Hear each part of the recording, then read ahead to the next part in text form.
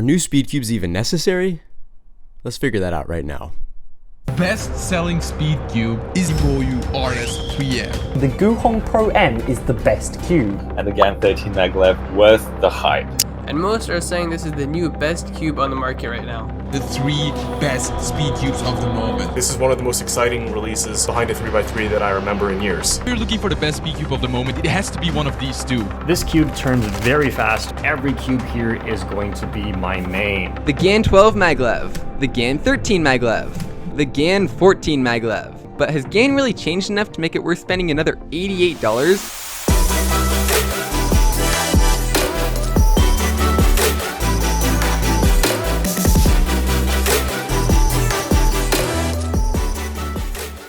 Did you know that 85% of my viewers aren't subscribed to my channel? That's actually a pretty good number considering, but I wanted to mention that because I need you guys' help to get to 500 subs. I want to monetize the channel and I want to continue to make cubing videos for you guys. I have a lot of really cool ideas planned for the future, some like revolutionary ideas that have never been done on YouTube before. And I need your guys' help to get there. If you like the videos, please drop a sub, please leave a like, and make sure to comment your thoughts. I know this is a controversial video, so if you don't agree or do agree, please leave a comment below. It helps with the engagement and help me get to 500 subs, guys. It would mean a lot to me. All right, back to the video. What's up, everyone? Welcome to another My Cuber Vinny video. It's been a while and I'm back. Today I have a really cool one for you. I've been putting a lot of thought into this and wanted to share my thoughts. So I've been cubing for 16 years and throughout that time, I've seen so many new speed cubes come and go. I remember when the Diane Zanchi was new and it was so hyped. It was the best cube ever and world records were being broken on it. And then all of a sudden it faded into obscurity and no one talked about it anymore. But here's what people forget. Records were being broken on these cubes, right? Many cubers are aware that it's the cube or not the cube. I mean, that's a given. If your technique sucks, it doesn't matter what cube you use, you're gonna always be slow.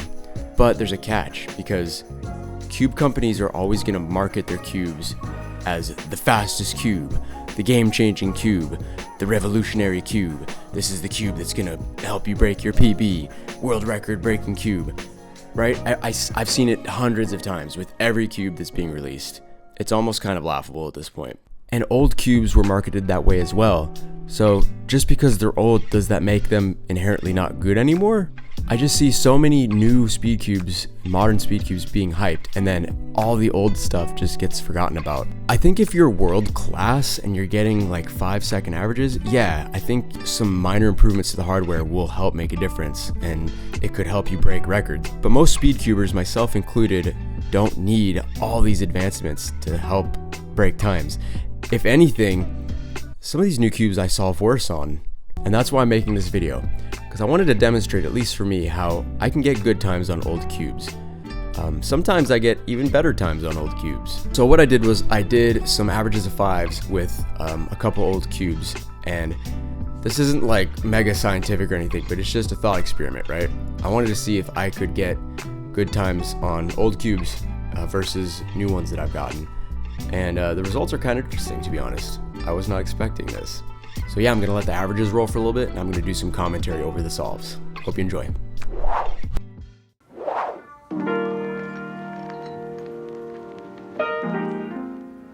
Alright, so getting started here, we're using the Moyu Weilong V10 that I just acquired a couple weeks ago. And to be fair, this video isn't bashing new cubes. It's just talking about how if new cubes are even necessary, because new cubes are being released so fast these days, it almost feels like what's the point of releasing new cubes? Think of it like video games. A lot of video games like Call of Duty are being released, once a year, when if they actually put time into making a really good game, it could be like a 5-year cycle game. So some of these cubes I feel like are good enough to last for years, but we just keep phasing them out in favor of newer cubes. So the V10 honestly is one of the fastest TPS cubes I've ever used. I can get really fast algs on this thing, but because of that, I feel like my look ahead suffers, my accuracy suffers, and I end up just getting slower times overall, which is really annoying to me because, I'm trying to like get these new cubes to experiment with and try to boost my times. I'm really trying to get sub 10. It might be because it's stickerless too. I just don't do good on stickerless cubes. I do better on black cubes. So what I have here is I believe like a 13-second average or so, which is actually really good for me. Like, this cube isn't a bad cube. New cubes aren't bad cubes. Again, are they necessary though? Are old cubes still okay enough for most cubers? So yeah, as you can tell, it was a pretty sloppy average. Okay, a 14 average, which is still decent for me. So we're gonna move on to the next cube now.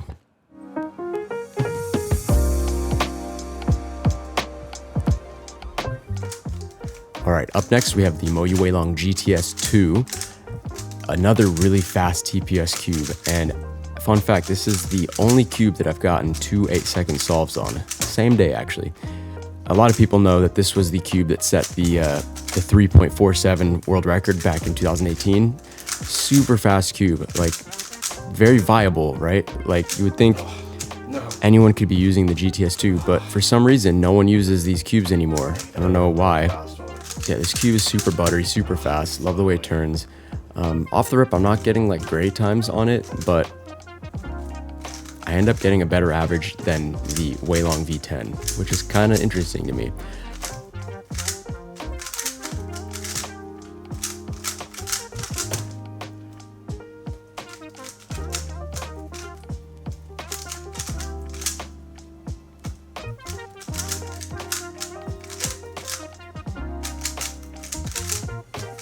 Also, just so you guys know, for context, I did have a warm-up session before this, so I was cubing for about 30 minutes before I started this video, so I wasn't getting better with each solve. I was already pretty warmed up. Yeah, and I was feeling like my solves were pretty consistent. That would have been a 10. Dang, almost got a 10 there. Wow. So, much better average, 13.74. Already a better average than the V10, so interesting. Not sure if it's because it's black, but who knows.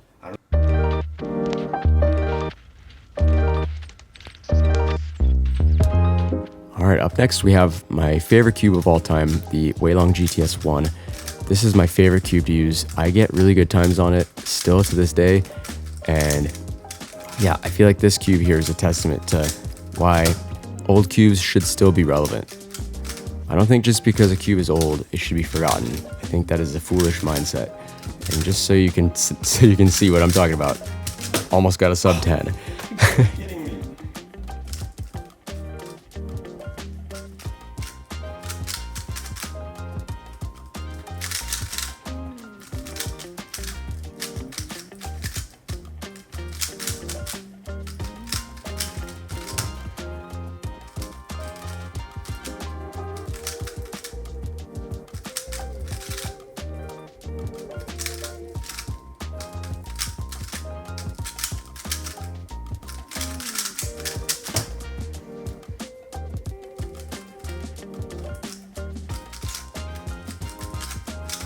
So even with bad lockups, I still beat the Weilong V10 average and the GTS2 average.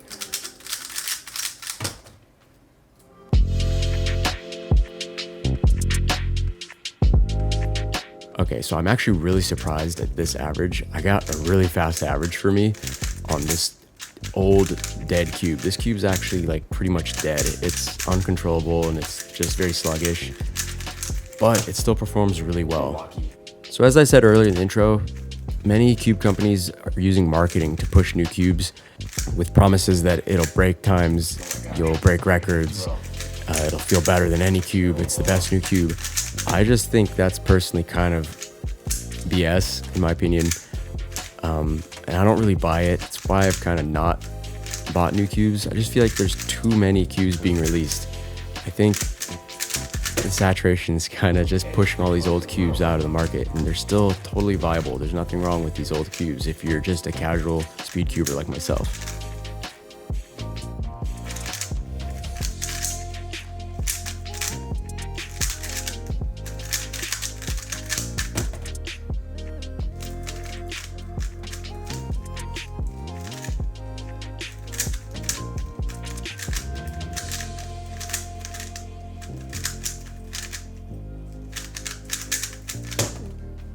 Yes, I got a 12-second average. Hell yeah, I'm freaking get air.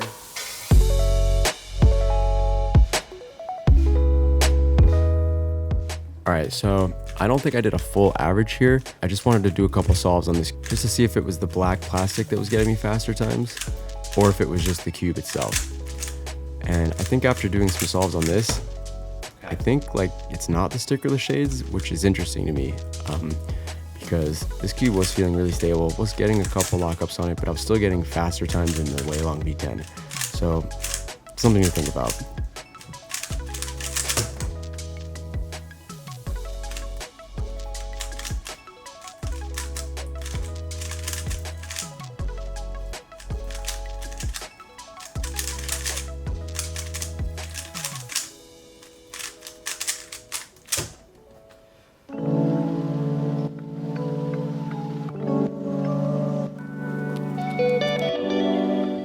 Okay, so next up we have the Diane Zanchi from 2012, I believe.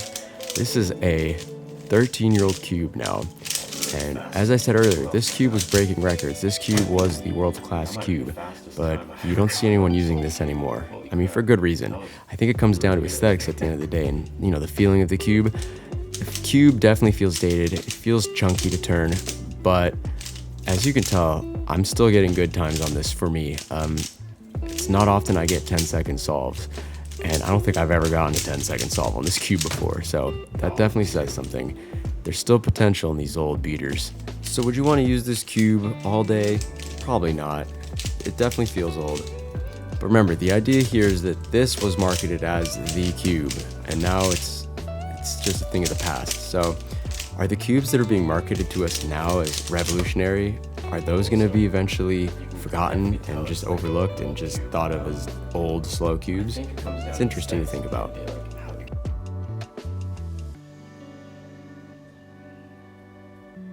Okay, so this is the last old cube solve of the video, and I wanted to throw in a wild card. This is my old F2. This cube was world class back in 2010, and 13s are pretty good for me. Yeah. Interesting that cube I solved faster than the V10, but you know, whatever. All right, so that concludes the solving portion of this video. And my thoughts, honestly, I think modern cubes, yes, the cubes are great. I think they are making some really good technology that's progressing the records, like a 3.05 average by like a 6-year-old kid. Like, that's crazy. Obviously, that wouldn't have been possible on these old cubes, but that's not what I'm saying in this video. What I'm saying is that, do you, the casual cuber, whether you're an adult or a child, do you need cubes with all of these like intricate features like maglev, corner core magnets, repelling auto aligning layers? Like, I don't think that's necessary for the average cuber. And I think, you know, I'm gonna stir the pot when I say this. Like, this video is probably gonna be controversial. I just think it's all very unnecessary. I don't think I'm looking at this from an old head mentality. I think genuinely, like, I don't think, for me, I don't need all that stuff. I just need a cube that turns good and feels fast and comfortable. I think it comes down to like what you want as a cuber. Do you want a cube with all these specs? If so, then go for it. Like, if you think it's gonna help you get better times, if it does get you better times, then that's great. Always be skeptical with these cubes. Like, I think they're pushing out all these new cubes onto us, the consumers. This was an interesting video to make. I like to stir the pot a little bit. I think a lot of people are gonna disagree with me on this, but I really don't care. This is just my opinion. It's subjective. But I want you guys to give it some thought. Do you have any old cubes that you go back to sometimes and you feel like you sometimes do better on them? Remember, these cubes that are being released nowadays might be seen as old someday. They will more than likely be seen as outdated and the technology is gonna be old. But who's to say that they're not good cubes? Only time will tell. All right, guys. Thank you guys for watching this interesting, thought-provoking video. Hope you enjoyed it. Be sure to like, comment, and subscribe. Much love. I'll see you in the next one. Bye.